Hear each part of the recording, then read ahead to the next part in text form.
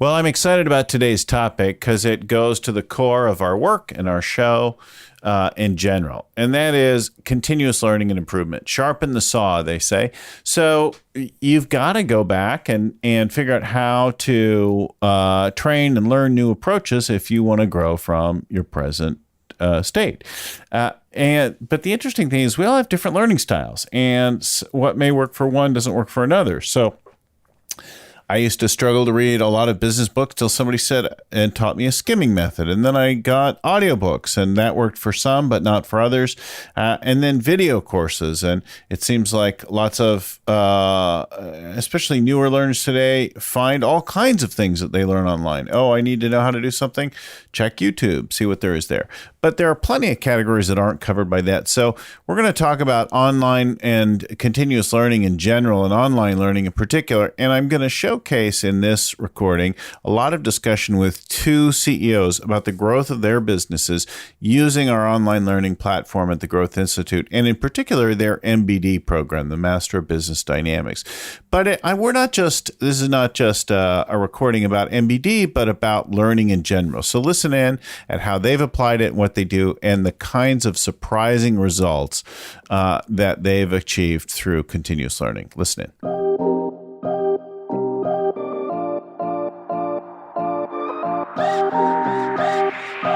Hello and welcome again to the Scaling Up Business Podcast. I'm your host and scaling coach, Bill Gallagher. On the show with me today is an entrepreneur talking about growing his business and using the practice of continuous learning that we think is so essential to so many businesses. So joining us today, you're in the Philadelphia area, right? Pennsylvania? Pittsburgh area. Pittsburgh area. Is JD Ewing. So JD has COE Distributing, a furniture business. He grew up in the business. He'll tell you more about his story, but he grew the business. He sold it. He took it on. He's grown it quite a bit since then. I'll let him share some of that, but welcome to the show, JD. Thank you, Bill. Appreciate being here. Thanks so much. So tell folks a little bit about the growth of the business, how you got into it. Take through the narrative of that a little bit before we talk about the learning piece. Sure. So the initial step into the business started in grade school, let's call it. Grew up in the family business that my grandmother started in the late 40s. Yeah. And that was on the retail side of the business. It was a full service office furniture supply business, machines, technology, typewriter repair. And we had 4 retail stores. And I grew up working on Saturdays with the family, stocking shelves, taking walking deliveries to downtown when there still was a downtown in small town America, and really taught me a work ethic from my grandmother and my father as to what it meant to work and accomplish things. So I continued to work through my high school years, and actually once I had a driver's license, exited school early every day to go and spend 3 hours working, and continue to stay in touch with the business. And this gets us to the mid 80s. The retail business was still going well. At that time, we started a wholesale business of office furniture only, wholesale, selling to folks like ourselves. So we were our initial and for quite a while, our largest customer of the wholesale business. And I worked in that business for 2 summers while between senior year high school, freshman year of college, sophomore year of college. And really enjoyed the wholesale side significantly more than the retail side. Sometime in mid-October of my sophomore year of college, my father called me and made mention that he was going to have to close the wholesale business because the retail business was taking up too much of his time. But if I was interested, I could come back from school and take over the wholesale business. And he told me to think about it. And I called him back 2 days later and said, I think I'm ready to do just that. School was not where I really felt I needed to be. Wasn't very satisfying from an education front. Had plenty of other things that were a lot of fun, but none that were necessarily leading down a path of success long term. Isn't that funny too? Because we're talking about the topic of our show today is learning, right? Right. It's a little ironic for sure. Right. So you're dropping out of school to go into business. Right. And late December 1989, at 19 years old, I took over the wholesale business, closed the books that year at about $220 or $220,000 in revenue for the year. For the next 2 years, worked the business as the only employee, managing the warehouse, handling all of the inventory, customer communication via phone, fax, and AR, AP, outside sales, took all the deliveries, made sales calls in between. I can distinctly remember stopping at payphones in each town that I would enter, tear out the yellow pages from the phone book at the payphones, and that's how I generated additional customers and leads through that. Actually also made vendor pickups and slept in the truck at times while I was waiting at the vendor's dock overnight to make a pickup the next morning, and would then take those deliveries out the following week once I got back with that product picked up. So that, again, 2 years working the business completely by myself, learning it and understanding it intimately, and then slowly started to hire part-time help both in the office and the warehouse. That gets us into the early 2000s, the early 90s, excuse me, jumped ahead. Met my wife, future wife in the business, and after we were married in 94, she came in and took over customer service and marketing, and continued to run the business and grow it. Hired first sales rep in 1997, outside sales rep, who's still with me today. He comes into the story a little later. So we're now into the early 2000s. The business continues to grow, and in 2006 we were approached by a company that was rolling up regional wholesalers in our channel. And ultimately made a deal. And at that point, we had reached about $22 million in revenue. So it's 100x over the course of 20 years from the beginning of the company in 86, 17 years as I was running it. And everybody, including myself, stayed on to work for the company that purchased us. Right. And we were third of 5 buys. We were the third largest when we were acquired. Within 18 months, we were the largest division of ultimately the 5 that were there. And of course, that's very much the timing of when the financial crash and the recession started. But we as a division, we're still growing, and we almost doubled our revenue for the division within 3 years. But unfortunately, the parent company ran out of money and subsequently filed for bankruptcy in late 2009. So myself, along with the largest creditor and another former owner, ended up buying the company out of bankruptcy and going our separate ways after that buyback. So in December of 2009, we closed that and closed on the deal, and then reopened in January 2010. So we're finishing up our 10th year in operation as the new company. We are on target to be 4.5 times the size revenue-wise when I sold the business in 2006, in half the time that the business has been in operation.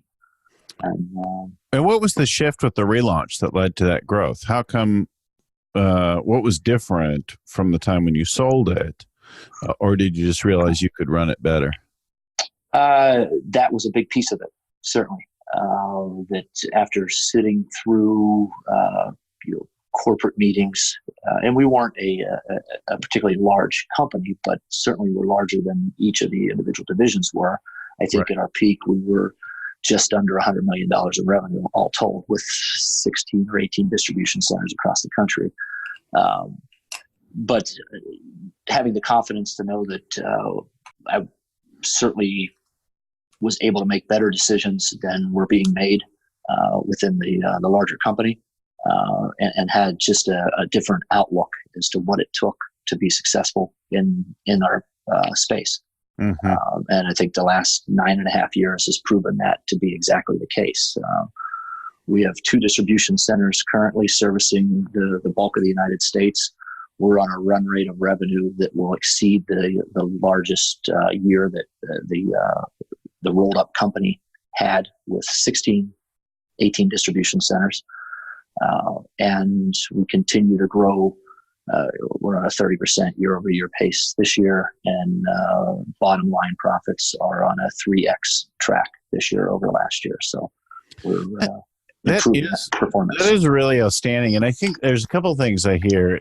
It certainly goes to our conversation today, but I do remember well some friends who sold their companies with decent timing in run-ups in the late 90s and in like mid 2000s. And then after the companies that bought them failed, they were able to buy the companies back, either out of bankruptcy or for the companies who were ditching parts of the company they didn't know how to run. And they were able to buy them back and then grow them again another round, having learned and benefited from it. But I'm also wondering about the potential damage to a brand having been part of another group for a while. Did you encounter any of that? Did you have any struggle with that? Well, that was one of our big concerns in contemplating the buyback. Certainly, we were a little hesitant as to what the damage really was. For the last 6 months of what should be classified as an operation, and we weren't operating much because there was simply no money to pay any of the vendors. But for those last 6 months, we were unable to ship any orders to any of our customers, and any semblance of completeness, and we disappointed, and would be putting it mildly, quite a few customers. But I would say by May of 2010, so less than 6 months after we relaunched, we had one out of, at that time, approximately 500 customers, one customer who still held a grudge over what took place the previous year. And that was the first and last customer that we ever fired, simply because they were not receptive to the changes that we had made, and were simply bringing down everyone that they talked to at our operation. So 1 out of 500 was not a bad ratio. They couldn't get over it. They couldn't move on. Correct. Yeah, it's a great thing. So talk to us about how you encountered, what continuous learning has meant for you, and where does the MBD course and that kind of thing come into it? Give us a little bit of that background. Happy to. The continuous learning, something that I would say stumbled upon almost 2 years ago. It was at a YPO event, and it was a lunch event. There was a gentleman there that was talking about the book that his father had written, and this gentleman, Stephen Schallenberger, was the author, and the book was Becoming Your Best. And I jumped into that book after leaving that luncheon, and said to myself, "This is something that's meant for me to share." And I've got to share that with my executive team, because I felt it was a perfect balance between personal and business improvement, personal improvement in your outside of work life, as well as the ability to improve life at work. And the executive team felt the same way, and we ultimately introduced that book to the entire company through a book club and the quarterly readings, going through each of the 12 chapters. And that's really what fueled me to dig in further. And through that period, one of the books also mentioned at that seminar that people had benefited from was The Rockefeller Habits by Vern Harnish. And that was a book that I purchased shortly after leaving there. And after I read Becoming Your Best, I dug into that. And after reading that and looking at some things online, discovered Scaling Up. And in reading through that, it was another moment of this is meant for us to dig in further and expose my executive team to the Scaling Up book and the methodology, and in very short order, full unanimous agreement that this is the model that we need to follow to grow the business and do it in a disciplined way. So that's where then continuing to read books. And let me back up a second here. That Becoming Your Best book was the first business book that I'd read in well over 6 years. So I simply wasn't reading, and felt that what we'd accomplished with the business and restarting it and growing the business at 20% plus annually was all that I really needed to do. And reading a white paper here and there about inventory control and managing employees, and felt that was more than enough for me to continue down a path of success. But getting into Rockefeller Habits, scaling up, and then introduced to Patrick Lencioni's series of books, 5 Dysfunctions of a Team, which we read as a group throughout the entire company, and Temptations of a CEO, and Ideal Team Player, continued to fuel my desire to read even more. So in the course of the last 20 months, I've read over 30 books, and have continued to seek out books that can have an impact on me both personally and in business, and share those with my staff and the entire company. And then through the process of scaling up, got introduced to the Growth Institute, and we took a scaling up course through the Growth Institute with my executive team, and then subsequent to finishing that course, I then made the commitment to sign up for the MBD, and I'm 8 months into that process now. Keep going. Tell us, what have you done with it so far? What have you taken? How have you applied it? So the first, after scaling up, took the top grading, which is a methodology that we had started to follow. And I had, prior to joining that course, I have not read Top Grading, but I read Who, and that was a great book to have under my belt going into that course, because a lot of the methodology is the same. And Top Grading just went significantly deeper on several topics, and we now utilize that method to hire. And the last 3 executive level hires we've made in the company, we followed the Who Top Grading hybrid method. And we have no doubt that we hired the best possible candidate for all 3 positions. And one was a CFO, one was our national sales manager, and one's a distribution facility manager for our new operation that's opening in Houston in 2 months. And so just couldn't be happier with those hires. And without Top Grading and Who and the MBD course to support that learning, would never have been able to accomplish it. We would have stumbled and struggled without a doubt hiring at that level. So, and I just finished the Exponential Organizations, Salim Ismail's book, in that course, and really enjoyed that. That was, to me, that was scaling up on steroids, if you would, of really thinking differently about some topics that are a bit intimidating to the way that they're presented, and challenging, which if you're on a learning path, that's what you want. You don't want to hear the same thing over and over. You want to you want to be challenged, and you want to force yourself and your team to think differently. And even if you don't implement everything that's being discussed in what you're learning, you're thinking about your business differently because of what you've been exposed to. And that's what I felt was extremely helpful with the Exponential Organizations class. Yeah, I totally get that. So your how is your group interacting now about the ongoing learning? You were talking about a book club or a discussion that you do. What does that look like? So we still have the book club. The next book that we're introducing to the management and supervisory team, which and including the executive team, is 25 individuals. And that next book, which we're starting in September, is Scaling Up. So we're going to introduce the greater management team to scaling up and get into the details of the methodology and spread that knowledge to them, and with the goal of being that they're going to own portions of the OPSP and help support the executive team in our quarterly, our annual, and 3-year and BHAG at a more intimate level, as opposed to just being shown or told, hey, this is what we're doing and this is why we're doing it. They're going to be involved in that process. And the goal of it is to have them buy in at the beginning and really take hold of that and make their personal plan a part of and in support of the OPSP from day one and on a quarterly basis. Yeah.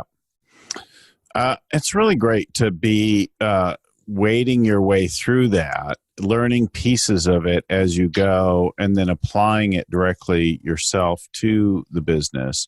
There are a lot of folks who, for a variety of reasons, don't engage a coach. They haven't found one they like, or they just enjoy doing it. They haven't hit a block yet. And they're using this combination of books and video and online courses and groups. So talk to us about the components that you get in the MBD program so our listeners can hear about that. Absolutely. So what the MBD program does is it introduces you in each class to different coaches. So you get a feel for if you're not ready or not convinced that you need to hire a coach and have them integrated into your planning sessions. It gives you the opportunity to do a quasi interview and learn different styles of coaching. And that's been helpful for me to kind of navigate and really get a feel for what works best for me. And we've actually, through the Growth Institute, we're in our executive team is on a 5-course deeper dive into scaling up. They partnered a coach with us, and quite frankly, after 3 classes, there's a good chance that we'll engage, at least dig deeper into the possibility of engaging with this coach, because his style aligns extremely well with the way that we look to work as an executive team, what we want to accomplish. And there's been certainly challenges that he's put in front of us that have taken us to a deeper level of learning and understanding. And that's really what we're looking for. So I think the Growth Institute has done a great job of understanding and giving the opportunity to participants in the MBD of exposure to different styles of coaching. So that's been a great benefit for me, and through this process of with the community and hearing other people's experiences as we're learning the same material and what they're struggling with, other students in the course, particularly with exponential organizations, because it was new introductory material to most of the participants. Hearing what someone else is struggling with makes it a little less intimidating to know that you're struggling with a very similar difficulty of understanding material, how it's going to apply to your organization, and how you can accomplish getting through to the next level within the course. So the community within the MBD, and then the variety of coaching styles that you get to experience, both of those are equally beneficial in my opinion. So if you jump in here, reminder for our listeners, the MBD and the Growth Institute. So MBD is the Master of Business Dynamics. The Growth Institute is our official online partner for scaling up the online learning track for all things online. So it's not just video courses. There's also the related work to it and the groups that go along with as you go through it. What's the one that you're in now? I took a break for the month of August. I've got 3 kids going back to school, and our oldest who graduated university this past spring, moving to Dallas for work. So I needed to take a breath, and did a family vacation there as well. So I did not want to be absent from the first couple of classes. So picking it up in a few weeks. Yeah. Nice. All right. And do you know what's up next? What the next one is? The next intensive? I cannot pull it out of my head right now. Yeah, it's fine. To tell you, sorry. I should know too, but anyway, they range on a variety of topics. So we have small courses, the on demand, and then we have the master classes, and then of course in the MVD you have all of the support groups. So you go through with a group of other students. You get instructors and course leaders coming on. You have a support person facilitating the group, plus the others in the group that you can do some of the assignments together with. It's a great mix of stuff. And I particularly, like, people will ask me, well, I'm not a really good reader. How do I get through who or whatever it is that we might be talking about in that quarter with the business? I'm like, look, it doesn't, I mean, there's always a compromise in each, but the tool that's the best is the one that works for you. So if you have trouble with concentration in reading or physical reading because of a learning difference or something like that, fine, listen to something or look at a video or do whatever mode of thinking and engagement works for you, like be modified, which is what's so cool about and different from regular traditional learning, right? People come to our conferences, they hear folks live, they go into recorded sessions that works better with their timeline without travel. There's a variety of approaches that work with it. Yeah, and I would agree. And now your group is engaged in finding and discussing things. So they're reading chapters, they're talking about stuff, they're applying it to the business in different ways ongoingly, all the different core ideas of scaling up, right? Definitely. And it's been enlightening for me to see how eager most of the folks are to learn more and to be exposed to this type of opportunity. And I think that those that are participating are getting the benefit of adding more value to the business than they thought was possible previously. So it's worked both ways. Well, as we talked about doing this sharing case study kind of thing with you, I thought it was really relevant because you grew up in a business, right? And this business and the experience around this business is really your education, right? Big part of it, sure. Yeah, except how would you know how to take it to the next level? You didn't work for 5 or 6 other wholesale furniture companies. That's right. And that would be a valid way too, right? You could go out and work around an industry and travel around. You would learn different things, but without doing that, you've got to find some other way to sharpen the saw, to engage, to learn some new approaches, or you'll just keep doing the same thing better with diminishing returns, right? Exactly right. Maybe find some efficiencies, but there isn't real learning and improvement in that way. And that's what I think is so cool. So many of us, especially our founder owner types who created the business, it's the main thing that they've done through a majority of their career, or they came in with a family connection, right?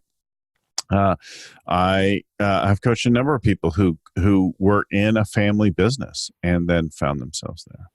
Well, I think this is super helpful. I think you've advocated for it, the growth, right? Taking it to 22 million, selling it, then buying it back, then taking it 4x that over the next number of years, using this process of continuous learning and development, not only of you, but of the whole team. If only the CEO is learning, it's going to be a tough time trying to translate that to the rest of the team. But you're engaging, you might be going deeper than everyone else, leading the way from the front, but engaging the whole team in the learning, I think is really cool. So I think that's a great point, Bill, that it was me on my own and not exposing the executive team or the greater management team to some of the methodology that I'm really preaching and putting out there. And It's just me pushing it down without any other support material.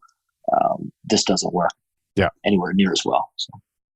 Well, thanks again for sharing your story with us. We're going to talk to a couple people on this subject, get some contrasting viewpoints. I really appreciate sharing the learning and listening of your approach to continuous learning with our listeners. Thanks again. Good talking to you. Thanks for the opportunity to share.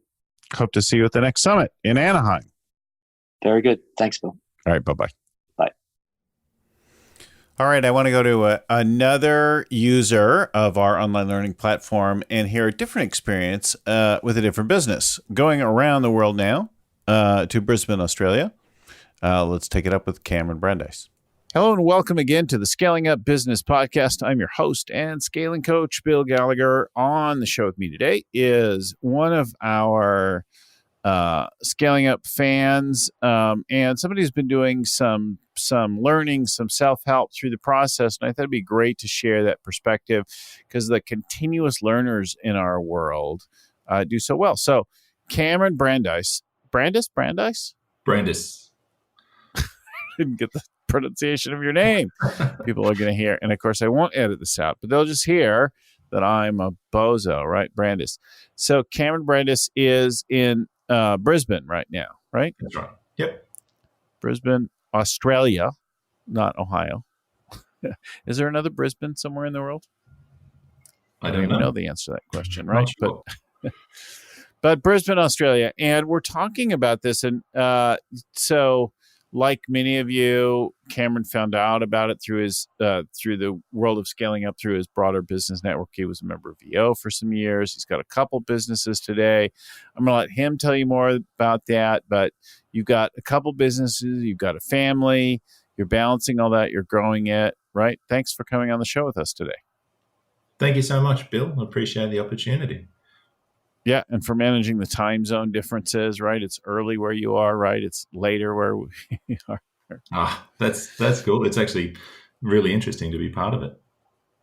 So give folks a little bit of sense of the business that you're in and your background a little bit before we get into what you've learned and how you've developed yourself. Yeah, for sure. Okay, so I've got 3 businesses on the go at the moment.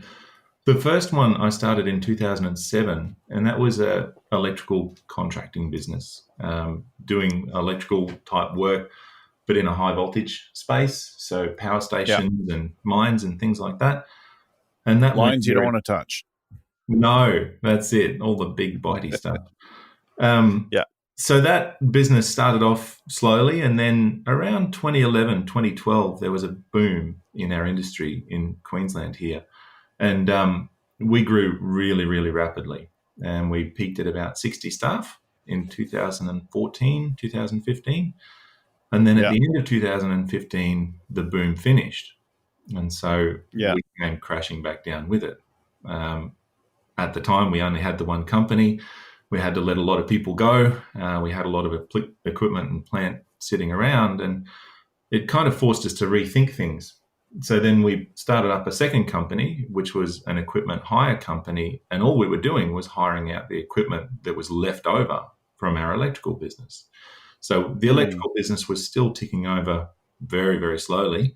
We had a lot of equipment sitting around. So we thought, why not start a hire company? Went through that process, took a little bit longer, as everything does, than we thought. That took about 18 months to get our e-commerce site up and running because it's e-commerce for rentals. It's a bit more complex. But there was a lot of education that came through that.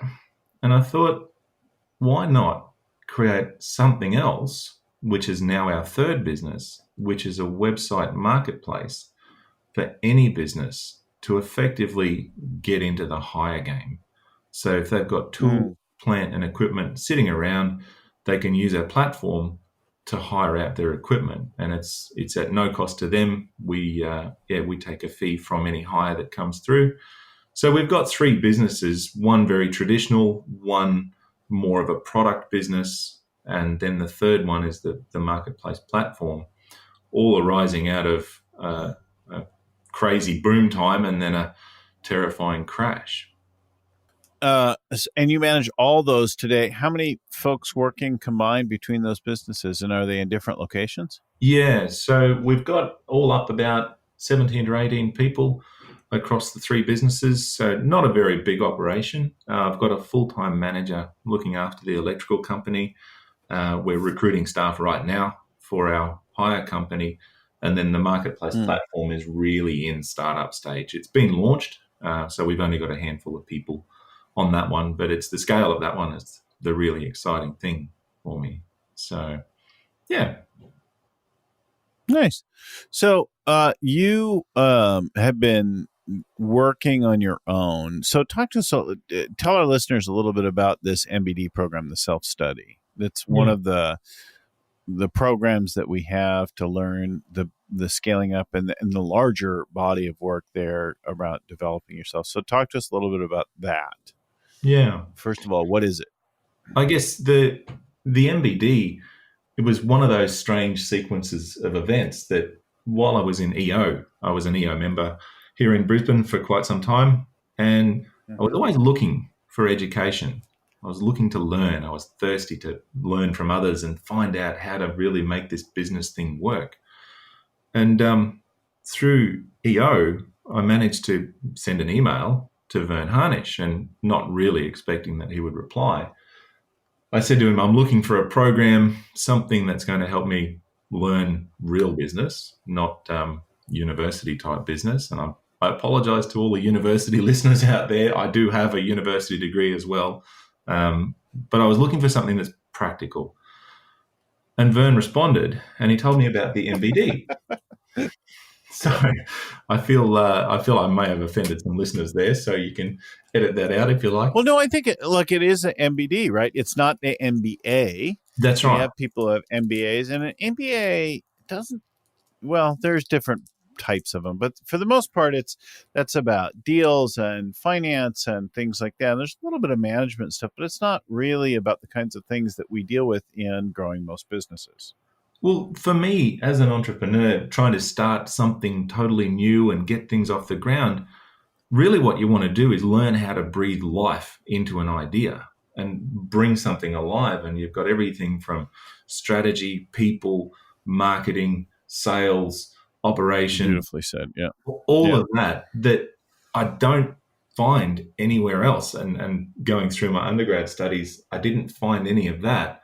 So that's what I was yearning for, was that really practical advice about all of those key aspects of bringing an idea for an entrepreneur or even for an established business owner to really ramp up their business or get it off the ground and make it sing. So that's how I came to be in the MBD program. And at the time when I joined, the first course that I did was the Exponential Organizations course with Salim Yep. Ismail. Salim. Yep. Yeah. Yep. And kind of freaky that the first video in the course was to do with the changes in society and transforming from scarcity to abundance and so on. And it was just perfect alignment with Higher X, which is our platform. And I thought, you've got me. I'm in. Let's go. So I've been doing the courses now. I'm up to my fourth one.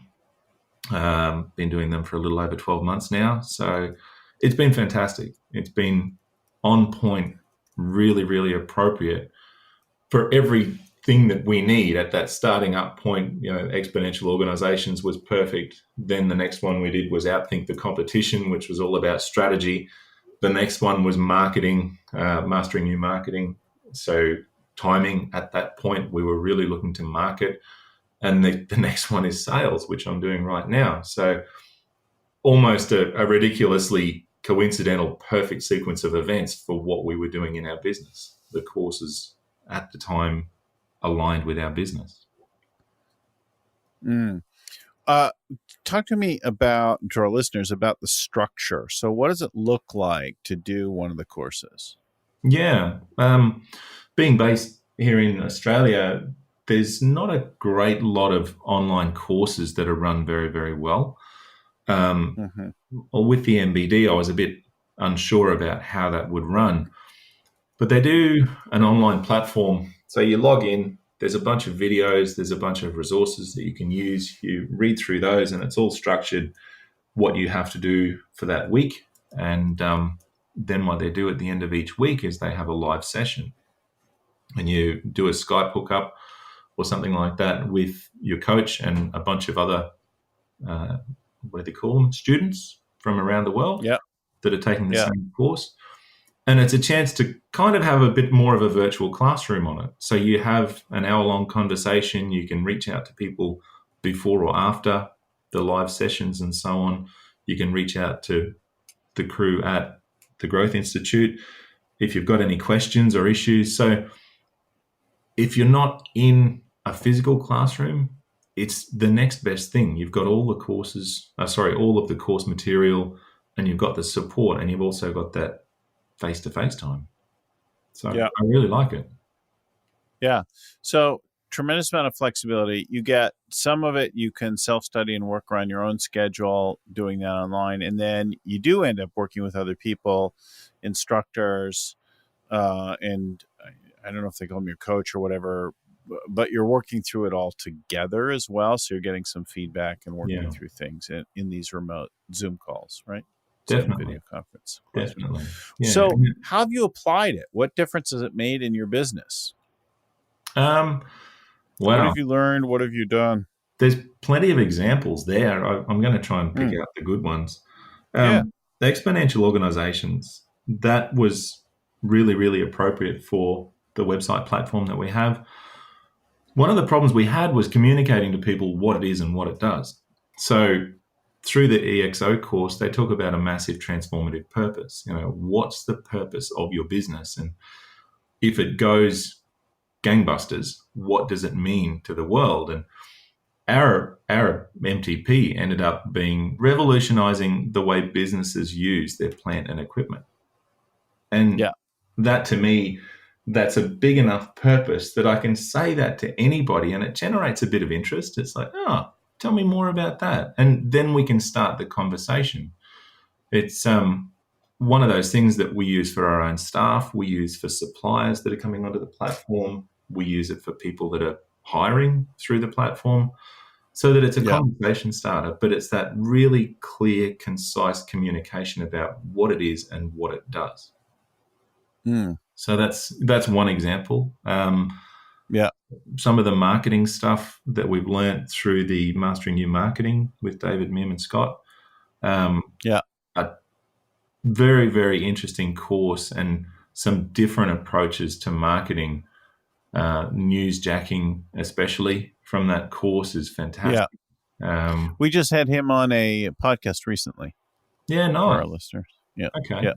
Yeah, he's obviously very, very smart and good at what he does with marketing, and there's a lot of great ideas that gives a small player like us a real chance to get some media time, if you like, by piggybacking on the back of big stories, and even just being a little bit cheeky sometimes, making comments about current affairs and things.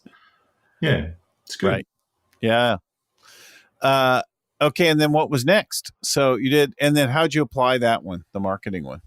Yeah, so the marketing one, I've only just finished that one a few weeks ago. So I've got a full-time marketing manager who's looking after marketing across our three businesses now. And we're going through the strategy of how to roll this out across all of our marketing. So we're now blending what we learnt with Kaihan Krippendorf in the Outthink the Competition and strategy side of things. We've taken the marketing, we're now kind of putting the strategy behind that, and then we're going to start pushing that out for all three businesses. So it's a constant evolution. It's not we do it once and then we do one thing as a result. We do it once and then we do 100 things moving forward, and every week there's something new that comes up that we do as a result of not just the MBD, it's as a result of the education. There's tons and tons of great ideas that have come from the MBD, but it's about putting some of those plans into action. And they don't have to be monumental changes into your business. It's just putting small changes in and getting some momentum. So what have you done after the marketing? You're into which piece now? I'm doing hyper sales growth with Jack Daly. With Jack Daly. Yeah. And did you do something before that between marketing and sales, or is that the logical progression? No. So it went from EXO, Outthink the Competition, Mastering New Marketing, and now hyper sales growth. Yeah. And okay, good. Yeah. And you're in the middle of that one right now. Yeah, I'm only a week and a half into that one. Only just started that one. So pretty appropriate, because for our equipment rental company, we've just opened up a second branch. We're recruiting sales and operational staff for down there, and having a whole bunch of weapons now, so to speak, in terms of sales, we can give that to our salespeople and say, look, here's how we want you guys to run. The sales playbook is a big, big ticket for us. We want to develop a sales playbook in the next few months, and then our salespeople can literally execute the plan. Right. Well, you really can accelerate things when you get the sales playbook working right.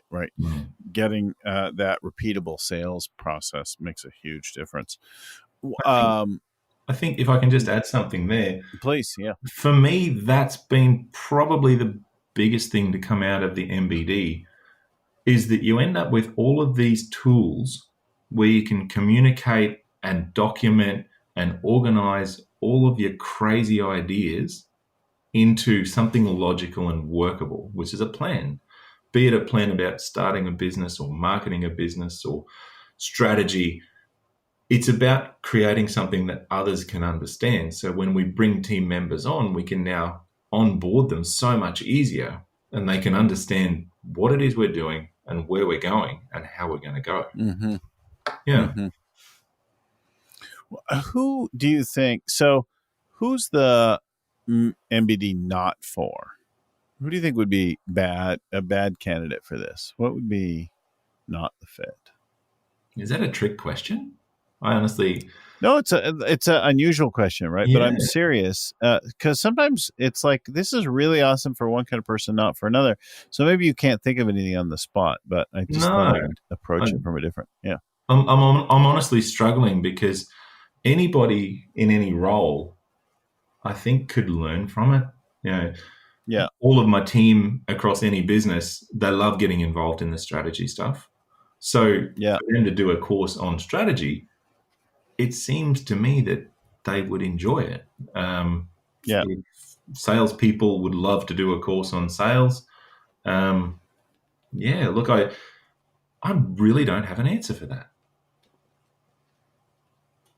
Well, it occurs to me like if you're not open to learning, if you're not a natural learner, then you don't like it. Like, if you don't want to do that continuous improvement, then you probably should do this because just changing the structure is not going to make it any better for you.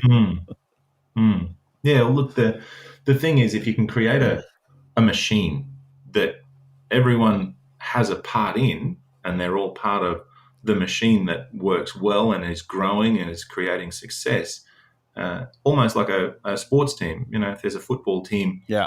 every member of that team works together. And if they all work together, Yeah. they understand the goal, they understand the culture, they understand how we recruit new members into the team, they understand how we market the team, how we represent the team. Sport and business are not a lot different. And how to learn that in business is, for me, is gold. It's maybe a little off track there. So you're a fan. Definitely. I Well, probably sound like a raving idiot right now, but I'm just calling it like I see it. I really do enjoy it. No, it's awesome. From it. Well, in general, we're passionate advocates of learning. We promote the heck out of all of our channels. We promote the podcast. We promote the online courses. We promote reading. We promote coming to our summits. We think that our scaling CEOs learn again and again that you have to develop yourself and your leadership team as you try to grow the company, or you either are the lid on it, like you keep the results contained because you're not developing yourself in the process, or you sabotage it in some way. So if you don't develop yourself along the way, you'll encounter stuff because inevitably, right, you encounter new challenges. So we're super advocates of it. And I wanted just to talk to somebody who's been through the course so that others could learn about it, because it is one of the channels. We talk a lot about our public workshops, our summits. We're interviewing authors here all the time on their books and ideas around the stuff. But this particular thing, I thought it'd be useful to talk to someone. And I'm glad to hear that you that you're digging the course and you're getting value out of it. And you can hear, just in the fact that you have 3 different businesses at different stages, and you still have time for a family, and to come on random podcasts, right? No, look, the other thing, if I can just add to that, is it helps me help other people succeed. That's the underpinning thing. Like, the people in my businesses help me succeed with my crazy idea, but I can also help them. I can help them, learn things through business, and I can help them get a little bit of improvement in their life in some way. And I think that's the underpinning thing, that if we can educate ourselves better, then we can all help each other improve and grow. Right. Yeah. So, if you want to find out more about it, read into you've got a lot of business, but let me just tell you about the latest one, the hire-x.com.au. We'll put a link in the show notes so people can go check out you and your business, hire-x.com.au, right? Is HireX. And then if you want to find out about the MBD, or any of the programs at the Growth Institute, just go to growthinstitute.com and you can look up the Master of Business Dynamics and all the rest of it there, as well as the individual courses and like that. We give our clients access to the classes right online and encourage them to check out key classes and programs during our work with the clients. I want to thank you so much for coming on the show. Reminder, listeners, we're here every week with a new conversation about scaling up, growing your business. You'll find all of these shows and more at scalingcoach.com. You can subscribe. We'll send you a notice so you never miss an episode. Or you can go like and subscribe wherever you get your podcasts, your favorite content there, iTunes, etc. Go to our place for the whole back catalog, scalingcoach.com. Free downloads of the tools, all the show notes. Plus, I'll give you a copy of the Scaling Up book for free if you just pay the shipping and handling cost. Thanks again, Cameron, for talking with us today. We'll talk to everybody again next week. Thank you so much, Bill. Well, let's give special thanks to the original growth guru, Vern Harnish. Our show is produced by Lucy Summers, audio production at Podfly Productions, and audio editing done by Albert Burge. The show notes are compiled by Ian Codina and proofread by Tim McGowan. If you got some value out of the show, please let somebody else know. If you'd like to give us some feedback, you can drop us a line and tell us what you want more or less of to info@scalingcoach.com. Of course, you can like and subscribe to get our podcasts every week. Thanks again for listening, and keep scaling up.